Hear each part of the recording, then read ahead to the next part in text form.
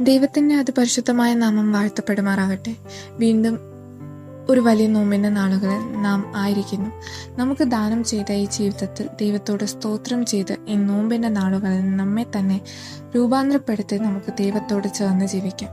ഇന്നത്തെ അല്പനേരത്തെ ചിന്തയ്ക്കായി തിരഞ്ഞെടുത്തിരിക്കുന്ന വേദഭാഗം വിശുദ്ധ യോഹന്നാൻ എഴുതിയ സുവിശേഷം 11 അധ്യായം 25 മുതൽ 26 വരെയുള്ള വാക്യം. യേശു അവളോട്, ഞാൻ തന്നെ പുനരുത്ഥാനവും ജീവനുമാകുന്നു. എന്നിൽ വിശ്വസിക്കുന്നവൻ മരിച്ചാലും ജീവിക്കും.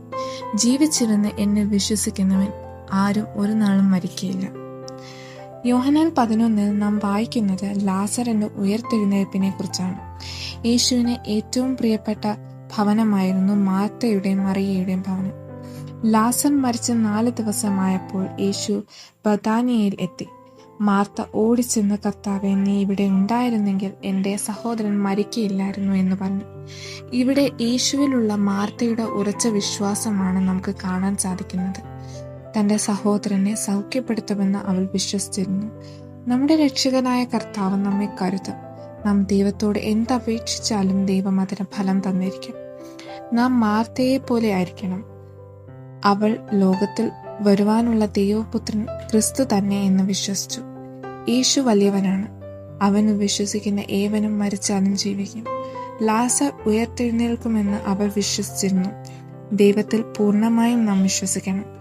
ലോകത്തെ പാപത്തിന്റെ പിടിയിൽ നിന്നും മോചിപ്പിച്ച് യേശുവിന് നമ്മെ രക്ഷിക്കാനാകും. നമ്മുടെ മുന്നിൽ ഒരു വാതിലടഞ്ഞാൽ കർത്താവ് 1000 വാതിലുകൾ നമുക്ക് മുന്നിൽ തുറക്കും. മാർത്തയുടെ ജീവിതത്തിൽ നിന്നും ലാസർ പോയപ്പോൾ കർത്താവ് അവൾക്ക് തിരികെ ഏൽപ്പിച്ചു. ഏത് പ്രതികൂല സാഹചര്യങ്ങളിലും നാം ദൈവത്തോടുള്ള വിശ്വാസം കൈവെടിയാൻ പാടില്ല. ഈ നോമ്പിന്റെ നാളുകളിൽ ദൈവത്തോടുള്ള വിശ്വാസം മുറുകെ പിടിച്ച് അവനോട് ചേർന്ന് ജീവിക്കാം. നമുക്ക് പ്രാർത്ഥിക്കാം. ഞങ്ങളുടെ ദൈവമായ കർത്താവേ, പ്രതികൂല സാഹചര്യങ്ങളിൽ ഞങ്ങളെ നിന്നോട് ചേർത്ത് നിർത്തണമേ. ഞങ്ങളെ കരുതണമേ.